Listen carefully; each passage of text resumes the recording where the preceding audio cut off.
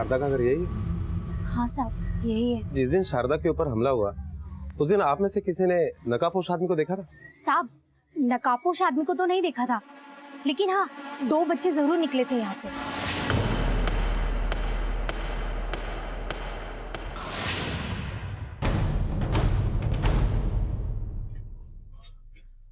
करके अच्छी तरह से तलाशी।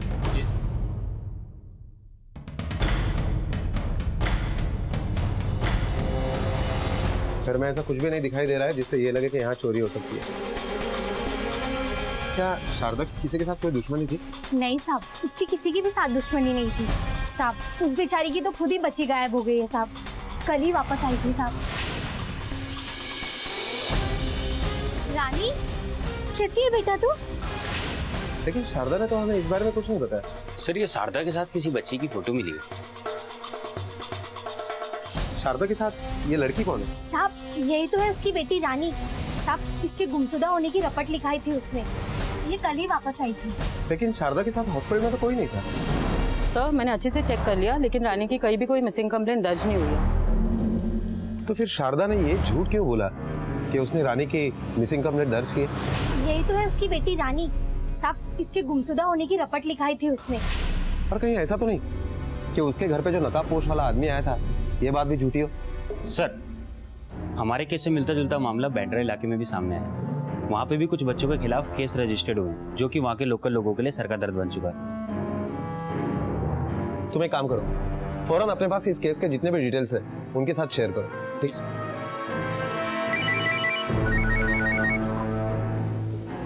हेलो, पेशेंट शारदा हॉस्पिटल से भाग गई है। क्या? आखिर ये सब हो क्या रहा है? ये बच्चे चाहते क्या है? कहीं ये कोई बड़ी साजिश को अंजाम तो नहीं देना चाहते? रानी के डिस्क्रिप्शन से तो लगता है कि गैंग की तीसरी मेंबर यही लड़की है। मोरी जी, पहले रानी अपनी मर्जी से खुद घर लौटती है, और ये शारदा के झूठ की वजह क्या हो सकती है? कहीं ऐसा तो नहीं कि शारदा भी इन सब में इन्वॉल्व हो? और उसकी रानी की एफआईआर वाली बात भी झूठी थी, और अब तो वो भी गायब है। अब हमारे पास सिर्फ सनी है जो हमारे इन सारे सवालों का जवाब दे सकता है। सनी हम जानते हैं कि तुम झूठ बोल रहे हो, तुम्हें सब कुछ याद है। अभी भी वक्त है, सच सच बता दो, तो हम तुम्हें यही रखेंगे, घर पर जाने भी नहीं देंगे।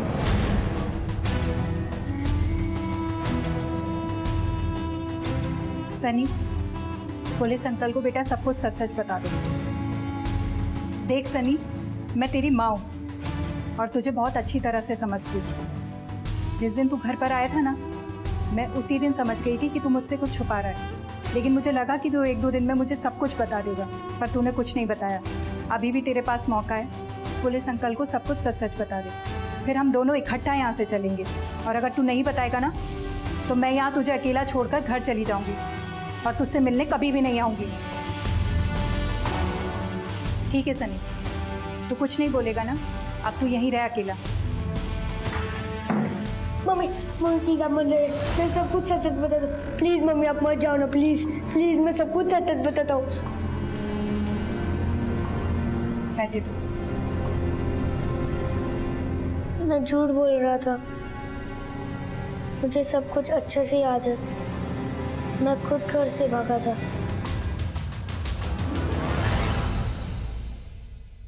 क्यों? घर पे रहता था तो पापा हमेशा डांटते और मारते रहते थे। मैं बहुत डर गया था, इसलिए मैं स्कूल से सीधा भाग गया। फिर मुझे एक बच्चा मिला। कौन था वो? मुझे नहीं पता।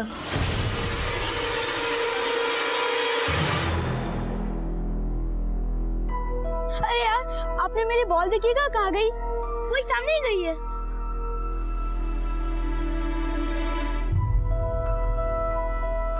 अरे यहाँ आके बताओ ना, पता नहीं कहाँ गई है।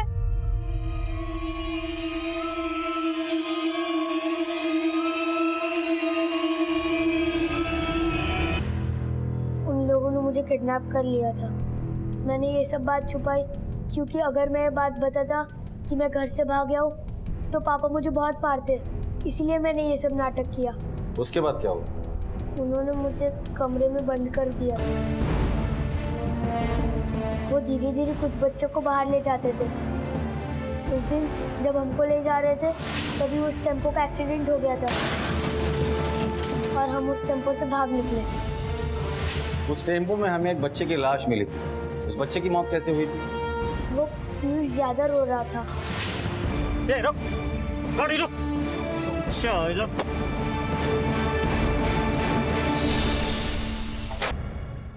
उस एक्सीडेंट के बाद तो तुम लोग टेम्पो से भाग गए थे, फिर अपने अपने घर क्यों नहीं गए? परी दीदी नहीं चाहती थी कि हम घर जाए। हमें अच्छी तरह से पता है कि हमारे साथ क्या हुआ है। घर जाने की सोच रहे मत, समझी? वो हमारी लीडर थी। मोनू भैया उनकी हर बात मानते थे। यहाँ सबसे बड़ा मैं हूँ, लेकिन हम सबकी लीडर परी है, तो जितना वो कहेगी वही करना है हमें, समझे? जब मोनू भैया ने बताया कि उन्होंने अपने मम्मी पापा को जान से मार दिया, याद है ना कितनी बेरहमी से मैंने अपने माँ बाप को मारा था? तो मैं और रानी उनसे डरने लगे। जरा देख के बताओ, क्या ये वही लड़की थी? नहीं, ये तो रानी है। उस आदमी का स्केच बनवा सकते हो तुम? नहीं, मुझे उसका चेहरा अच्छे से याद नहीं। शिंदे, ये केस जितना दिखता है उतना आसान है नहीं। सर, ये केस शुरू हुआ एक टेम्पो के एक्सीडेंट से। उस टेम्पो का ड्राइवर मनोज मर गया। उस टेम्पो में हमें इस बच्चे पीयूष की लाश मिली। टेम्पो का मालिक शिवम, उससे भी कुछ खास इंफॉर्मेशन हाथ नहीं लगी। सर, फिलहाल इस केस में हमें सिर्फ एक ही बच्चा मिला है, सनी, जिसने हमें बताया कि एक मोनू नाम के लड़के ने अपने ही माँ बाप को मार दिया था, और साथ में एक लड़की परी, जिसके बारे में अभी तक कुछ पता नहीं चल पाया, और दूसरी लड़की है रानी, जो इस गैंग की चौथी मेंबर है, और अब इसकी माँ शारदा, वो भी लापता है। शिंदे, ऐसा भी हो सकता है कि इस शिवम का शारदा के साथ कोई कनेक्शन है, या फिर रानी अपने घर गई, माँ शारदा पर हमला किया और भाग गई, या फिर परी और मोनू रानी के घर गए, उसकी माँ शारदा पर हमला किया और रानी को लेकर भाग गए। और हेलो, क्या? सर, शिवम हॉस्पिटल से भाग गया।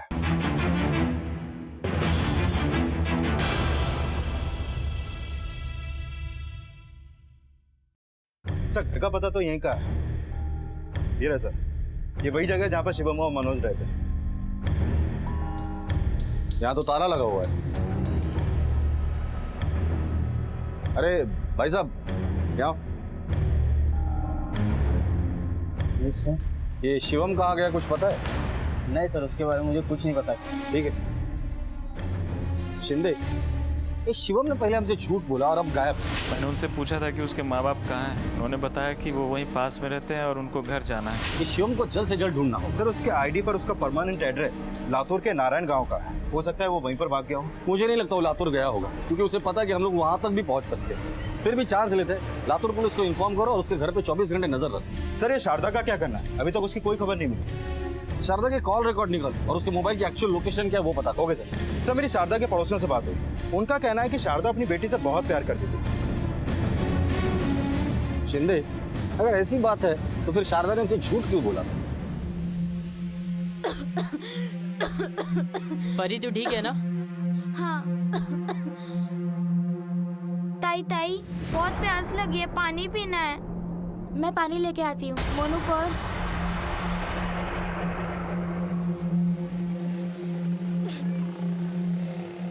अंकल, एक पानी की बोतल देना।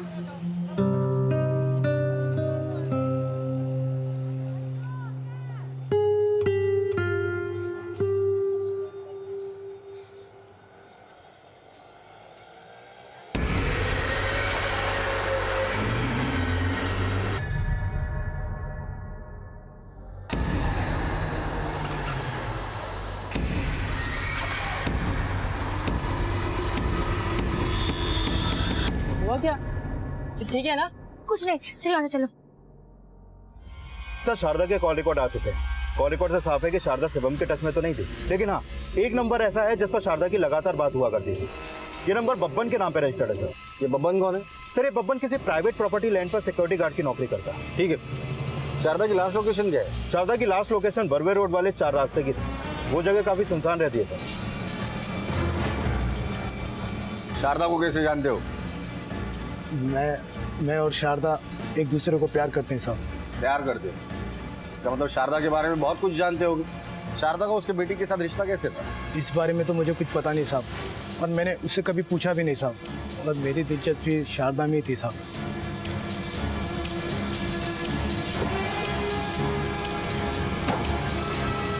लोकेशन तो यही है, आसपास सर्च करो। सर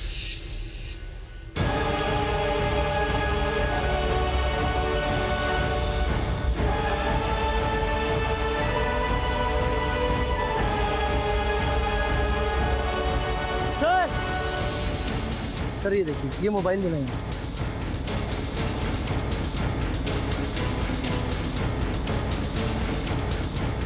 वहां किसी की चप्पल भी पड़ी है, ये टूटी हुई चूड़ियां भी हैं।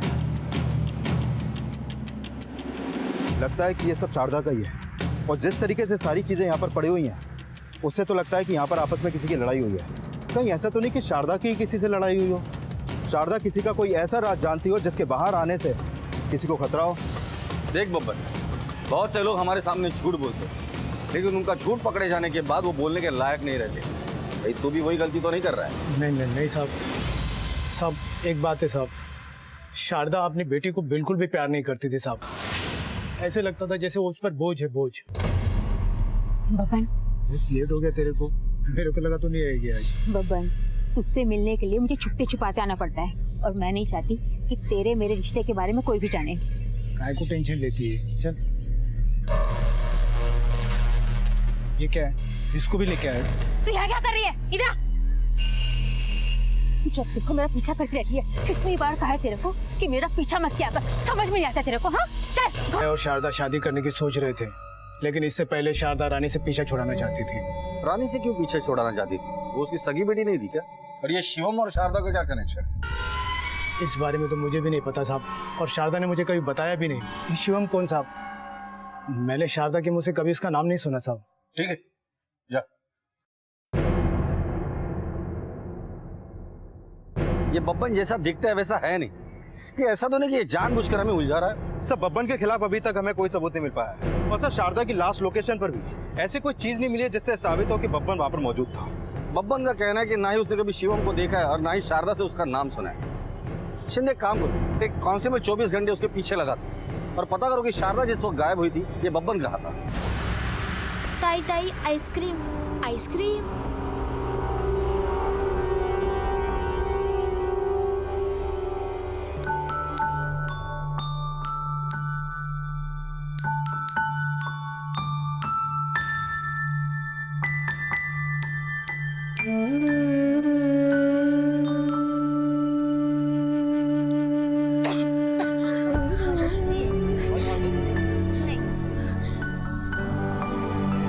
ठीक है ताई? हाँ, मैं ठीक हूँ। सर, ये बब्बन के कॉल रिकॉर्ड और लोकेशन डिटेल्स, इसके मुताबिक बब्बन परसों शाम 5 बजे बर्बर रोड 4 रास्ते के पास था। और शारदा के कॉल रिकॉर्ड के हिसाब से उसकी लोकेशन भी वही थी। इसका मतलब बब्बन उसके साथ था। उठाकर लेकर इस बब्बन को। Okay sir. बताता हूँ साहब, मैं उस वक्त वहीं था साहब। मैं कहीं फंस ना जाऊं, इसीलिए मैंने आप लोगों को ये बात नहीं बताई। बबन, शारदा, तू इधर? और ये क्या? तेरे को चोटें कैसे आई? बबन, हमें यहाँ से भागना होगा। क्यों? वो एक लफड़ा हो गया है। शायद पुलिस को पता चल गया है कि मैं रानी से छुटकारा पाना चाहती थी, और वो लोग मेरे को ढूंढ रहे होंगे। तूने रानी के साथ ऐसा क्या किया? बोल, जो पुलिस तुझे ढूंढ रही है। ये सब मैं तेरे को बाद में बताएगी। मेरे को इन सब से बाहर निकलना है। तू चल रहा है ना मेरे साथ? अरे पर मैं देख, मेरे पास पैसे भी हैं, हम यहाँ से कहीं दूर निकल जाएंगे। और मेरे को एक आदमी मिला है, वो मेरे को इन सब लफड़ों से बाहर निकाल देगा। कौन है वो आदमी? वो सब मैं तेरे को बाद में बताएगी। देख कितना पैसा है मेरे पास, कितना पैसा है। तू चल रहा है कि नहीं चल रहा मेरे साथ? मैं लालच में आ गया था साहब, और मैंने उसको हाँ बोल दिया। वो मुझे लेकर 4 रास्ते पर गई। वहाँ पर सुनसान जगह पर कोई भी नहीं था साहब। मैं पेशाब करके वापस आ रहा था तो अचानक किसी ने शारदा पर हमला कर दिया। मैं डर गया और वहाँ पर छुप गया साहब।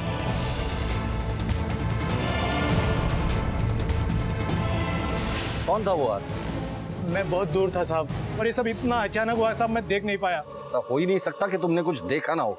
कुछ तो देखा होगा साहब। एक ब्लू कलर की वैन थी साहब वो, और वो जो नंबर प्लेट है ना साहब, उसके आखिर में 2 अक्षर मैंने देखे साहब, 4 और 8, और आगे के 2 ऐसे धुंधले से दिखाई नहीं दिए साहब। गाड़ी के पीछे मैंने फुटबॉल का स्टिकर देखा था बड़ा सा। बब्बन इस वक्त पुलिस की हिट लिस्ट पर था। सब बब्बन के मुताबिक जिसने शारदा को किडनैप किया, शायद ये वही आदमी है जिसने बच्चों को भी किडनैप किया होगा, और शारदा नहीं, ये प्लान बनाया होगा कि वो उसके साथ भाग जाएगी। सर कहीं ऐसा तो नहीं कि शारदा इन सबके साथ मिली हुई हो? अगर ऐसी ही बात है तो उसने शारदा पर हमला क्यों किया और शारदा को किडनैप क्यों किया?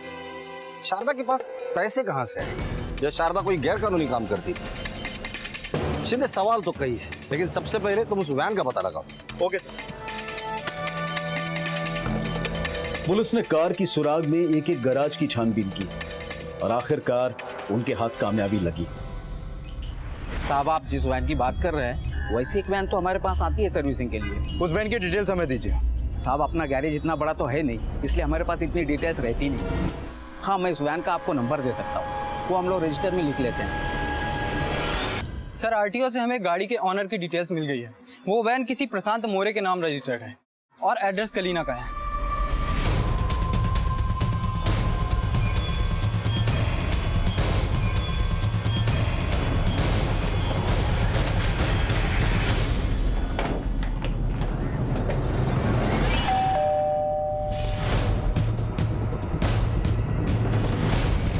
प्रशांत जी, मैं उसका बड़ा भाई दीपक हूँ।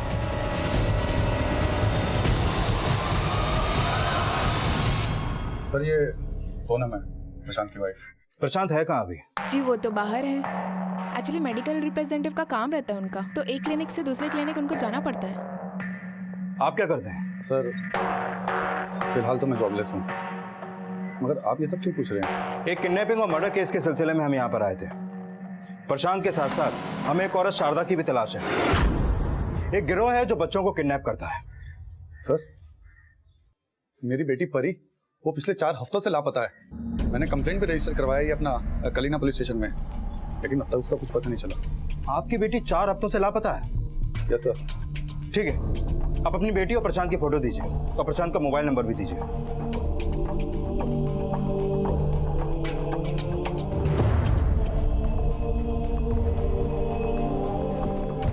सनी ये फोटो देखो और पहचानो। कैसे जानते हो? ये तो परी दीदी है, ये तो हमारी लीडर थी, इन्हीं के बाद हमको मारनी पड़ती थी। अगर परी आजाद है तो वो घर क्यों नहीं आ रही है? सर वो बीमार है, उसे लुकेमिया यानी ब्लड कैंसर है, उसे दवाइयों की सख्त जरूरत रहती है। सर इसे जानते हो? क्या ये वही आदमी है जिसने तुम्हें किडनैप किया था? मुझे नहीं पता, मैंने उस किडनैपर का चेहरा कभी नहीं देखा।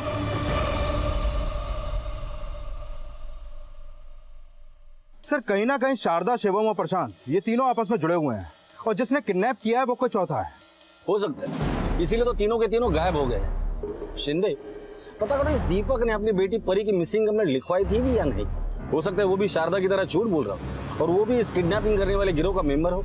सर और एक बात, परी उस टेम्पो से भागने में कामयाब तो हुई थी, पर वो आखिर में घर वापस क्यों नहीं आई?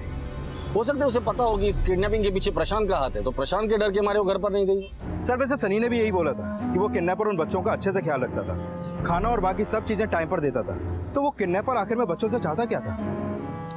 इसका जवाब तो वो किडनैपर ही दे सकते हैं। शिंदे याद है तुम्हें 2 महीने पहले हमने बच्चों की तस्करी करने वाले गिरोह को पकड़ा था। इस रघु से पूछताछ करते, उसके पास जवाब जरूर होगा। शिवम, प्रशांत और शारदा, इन तीनों को तो तू जानता ही होगा, ये आजकल तेरा धंधा संभाल रहे हैं। इन लोगों को मैंने पहले कभी नहीं देखा, शायद नए लोग हैं जो कि अपना नाम बदल कर धंधा जमा रहे हैं। ये लोग बच्चों को किडनैप करते हैं, कुछ दिन अपने पास रखते हैं, उनकी अच्छे से देखभाल भी करते हैं। आखिर ये लोग चाहते क्या है? साहब हमारा धंधा और पिज्जे का धंधा एक जैसे ही होता है। 30 मिनट में ऑर्डर खत्म। इतना लंबा हमारे धंधे में कोई किसी को नहीं टिकाता है। रिस्क भी तो हाई हो जाता है और वैसे भी कंपटीशन का जमाना है, मार्केट में अलग अलग बिजनेस आइडिया चल रहे हैं। अब इनके दिमाग में कौन सा आइडिया वो आप उनको कैसे मालूम? सर आखिर ये गैंग करना क्या चाहता है? रघु जैसे क्रिमिनल को भी इनके कारनामों की कानों कान तक खबर नहीं है। इन सबका परी के फैमिली से जरूर कोई ना कोई कनेक्शन हो। परी की फोटो हर पुलिस स्टेशन में सर्कुलेट कर दो। परी और बाकी के बच्चों को बचाना बहुत जरूरी है। सर और एक बात समझ में नहीं आ रहा कि ये सारे बच्चे अपने घर क्यों नहीं जाना चाहते और इन सब का मास्टरमाइंड है कौन? इन्हें इसी का तो पता लगाना है।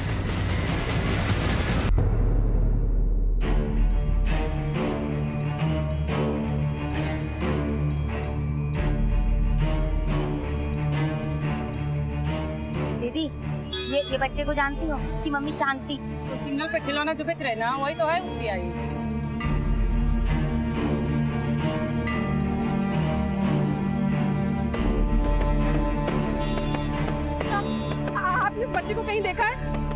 चिंटू है। देखिए ना, मैं इसी सिग्नल पे बैठती हूँ, अगर आपको कभी पता चले तो बताइएगा।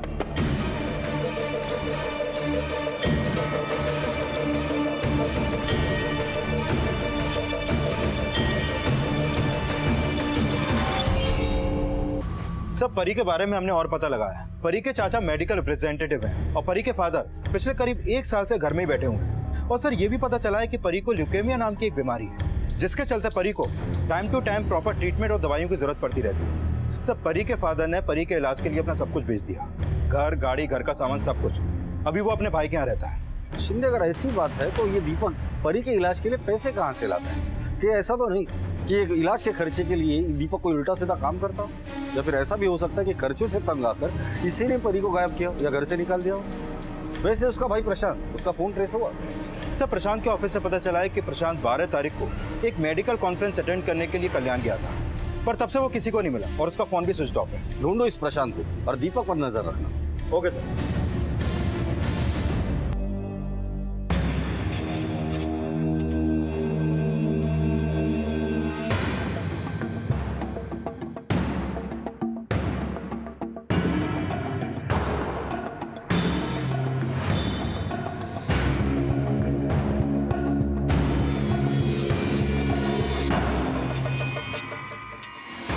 हेलो सर, दीपक अभी घर से निकला है और उसे देख के मामला कुछ गड़बड़ सा लग रहा है। ठीक है, तुम उसका पीछा करो और उसके हर मूवमेंट की जानकारी हमें दो। ओके सर, खबरी का फोन था, उसने दीपक को कहीं संदिग्ध रूप से जाते हुए देखा है। मैंने उसको दीपक को फॉलो करने के लिए बोला है। चलो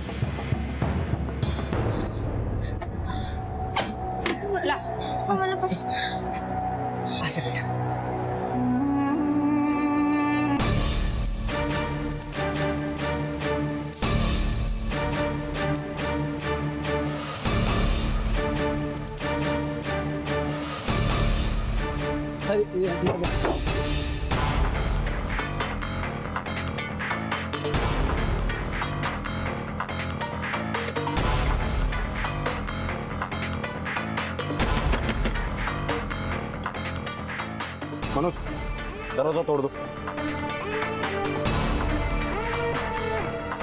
शिंदे, लगता है पीछे से रास्ता है। शिंदे, चेक कर।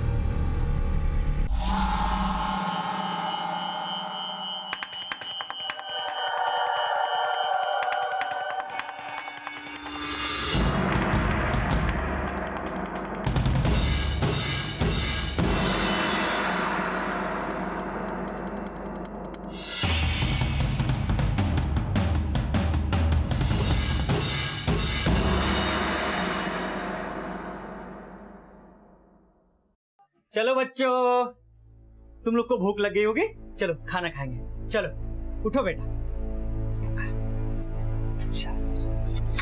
थैंक यू आंटी, हम अब पे ज्यादा दिन बोझ नहीं रहेंगे, हम 2 दिन में यहाँ से चले जाएंगे। कैसी बात कर रही है बेटा, जब तक तू ठीक नहीं हो जाएगी तू कहीं नहीं जाएगी, ठीक? हाँ चलो खाओ।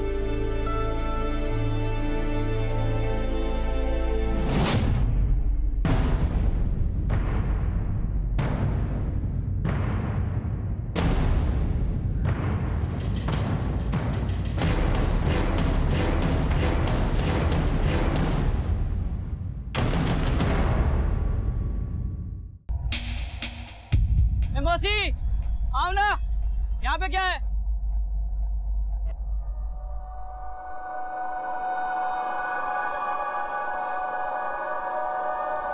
हेलो, हाँ बोल ना।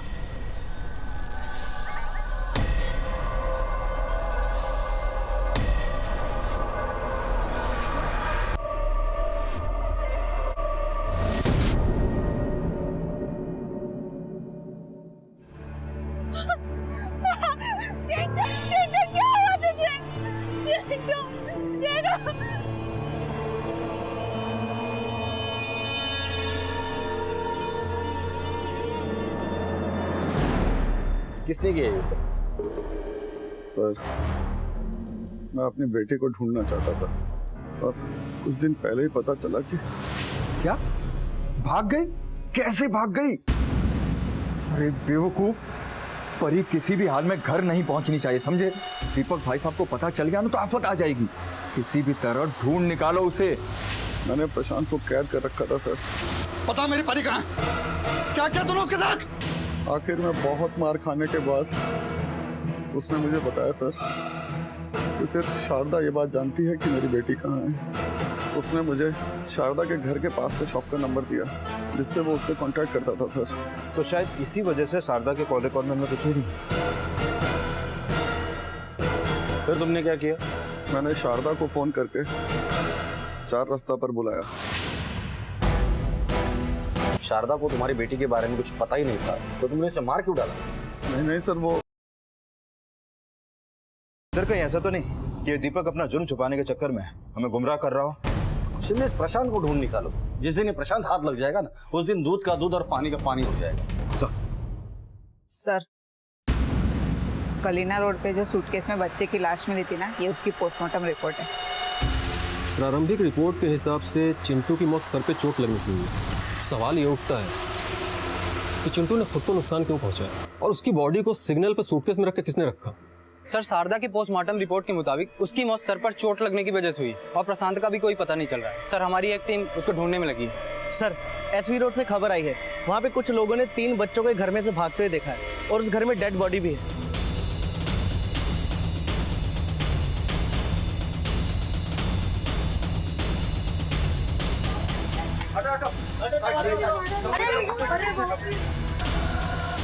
हटिए। मान है राउत, सबको बाहर निकालिए।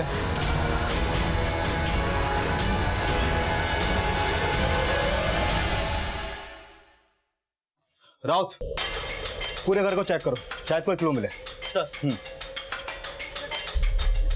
आप लोगों में से किसी ने कुछ देखा? साहब, मैंने देखा। बोलिए। साहब, मैं इधर ही बाजू में रहती हूँ और अचानक मुझे दीपिका के चिल्लाने की आवाज़ आई तो मैं भागकर इधर आई और देखा उसके घर से 2 लड़कियां और 1 लड़के भाग रहे थे। फिर मैं जैसे ही अंदर गई, मैं देखकर घबरा गई। दीपिका मर चुकी थी और मैंने फौरन आपको फोन किया।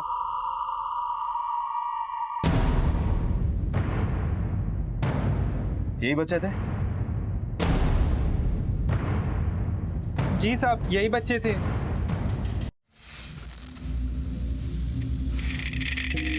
ये लीजिए आपकी चाय। सनी बेटा, ये लो तुम्हारे लिए दूध। नहीं मम्मी, मुझे दूध नहीं पीना। अरे सनी, थोड़ा दूध पियो। सनी, पापा बोल रहे हैं ना, जल्दी से दूध पी लो। मम्मी, पापा, यही तो वही लड़का है जिसने मुझे बॉल ढूंढने की हेल्प ली थी। तुम्हें पक्का यकीन है? हाँ। सर, कुछ समझ में नहीं आ रहा। जो बच्चा दूसरे के बच्चों को किडनैप करने में मदद करता था उसी का खून हो गया। जिन्हें कुछ क्लू मिला जिससे ये पता चले कि उस बच्चे की लाश को सिग्नल पे किसने छोड़ा? नहीं सर, अभी तक तो नहीं, लेकिन हमारी कोशिश जारी है। हमारे कांस्टेबल सीसीटीवी फुटेज चेक कर रहे हैं। बहुत जल्द पता चल जाएगा कि उस सिग्नल पे वो बैग किसने रखा। ये प्रशांत और शिवम, इसकी क्या अपडेट्स? अभी तक कोई सुराग नहीं मिला।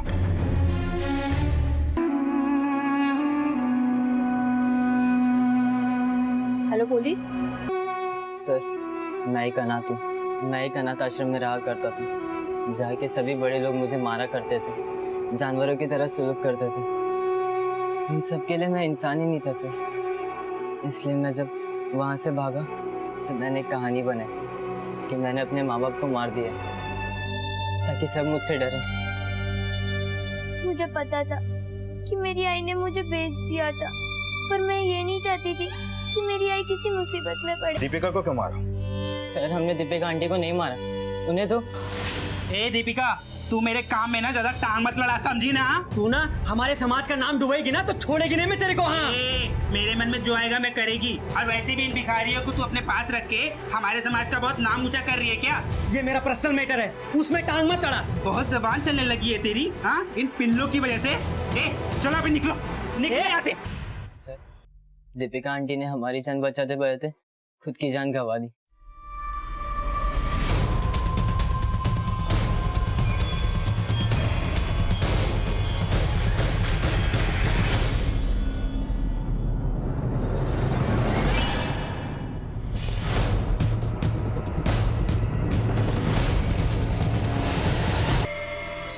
सर फॉरेंसिक चिंटू की विसेरा रिपोर्ट आई। सर इसमें तो बड़ी चौंकाने वाली बात सामने आई है। शिंदे, एक छोटे से बच्चे के साथ ये सब इंसानियत नाम की कोई चीज नहीं है। सर सीसीटीवी फुटेज से उस औरत का पता चल चुका है जिसने वो बैग सिग्नल पर रखा था। औरत का नाम गौरी सावंत है और वो कुर्ला के किसी लैब में लैब असिस्टेंट का काम करती है।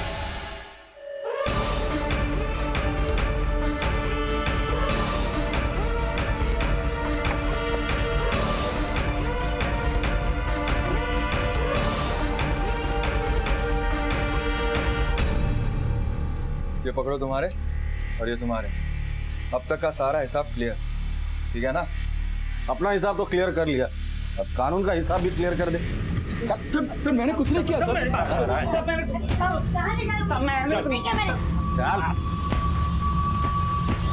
सर इस सब का मास्टरमाइंड प्रशांत था।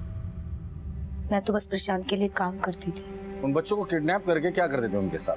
बच्चों को किडनैप करके हम उनकी बॉडी पर वो सब दवाइयों का इस्तेमाल करते थे जिनका रजिस्ट्रेशन बड़ी बड़ी फार्मा कंपनीज के पास भी नहीं है। उन दवाइयों के साइड इफेक्ट्स इतने स्ट्रांग होते थे कि लीगली ये सब करना पॉसिबल नहीं था। सर मेरी जॉब की वजह से फार्मा कंपनी में मेरा आना जाना लगा रहता था। वहीं से मुझे बहुत सारी दवाइयों का पता चला जिसे गवर्नमेंट इंसानों पर इस्तेमाल करने से मना करती थी। तो सर वहीं से मुझे आइडिया मिला और मैंने ये ऑपरेशन सेटअप करना शुरू कर दिया। हम इन बच्चों का चारा बना के ही दूसरे बच्चों को किडनैप करवाते थे। मैंने एक सुनसान जगह पर अपनी लैब बनाई। अगर कोई बच्चा बच जाता था तो वो दलाल के जरिए किसी और काम के लिए बेच देता था। सर मुझसे चिंटू की मौत देखी नहीं गई। एक अजीब सा लगाव सा हो गया था उस बच्चे से। प्रशांत चिंटू का इस्तेमाल बच्चों को किडनैप करने के लिए एक चारे की तरह करता था। हमेशा उसको बोलता कि अगर तुम बच्चों को किडनैप करने में हमारी मदद करोगे तो हम तुम्हें एक दिन जरूर घर जाने देंगे। पर ऐसा नहीं हुआ सर। हमने उन ड्रग्स का इस्तेमाल एक दिन चिंटू की बॉडी पर भी किया। मैंने चिंटू की लाश को उसके माँ बाप को सौंपने का फैसला किया ताकि वो कम से कम अपने बच्चे का अंतिम संस्कार तो कर सके। मैंने चिंटू के गुमशुदा होने का इश्तिहार अखबार में पढ़ा था जिसमें लिखा था कि उसकी माँ शांति सिग्नल पर खिलौने बेचती है। फिर सिग्नल पर जाकर मैंने चिंटू की लाश वहीं छोड़ दी। फर्नीचर की डिलीवरी की आड़ में मैं और मनोज उन बच्चों की तस्करी करते थे। ऐसी कौन सी वजह थी जो तुमने परी को भी किडनैप किया? सर वो लड़की हमारे लिए श्राप बन गई थी। बर्बाद हो गया था मेरा भाई उसके पीछे। सब कुछ बेच बाज के मेरे घर पे आके रहने लगा था। और इतना ही नहीं सर, उस परी के इलाज में मेरा भी पैसा लगने लगा था। मैंने सोचा कि कुछ करना पड़ेगा, इस लड़की से पीछा छुड़ाना पड़ेगा। और वैसे भी मुझे वो कैंसर की दवाई का एक्सपेरिमेंट करना था जिसके लिए परी बिल्कुल सही लड़की थी। शारदा से तुम्हारा क्या लेना देना था? तुम उसे कैसे जानती? और ये रानी, ये कहाँ मिली तुम्हें? सर शारदा ने अपनी बेटी रानी को हमें बेच दिया। तुम लोगों ने जो जुर्म किया है वो इंसानियत को शर्मसार करने वाला है। कानून की किताब में तुम लोगों के लिए जो भी सजा लिखी होगी ना वो कम ही होगी। बाकी के बच्चे कहाँ हैं?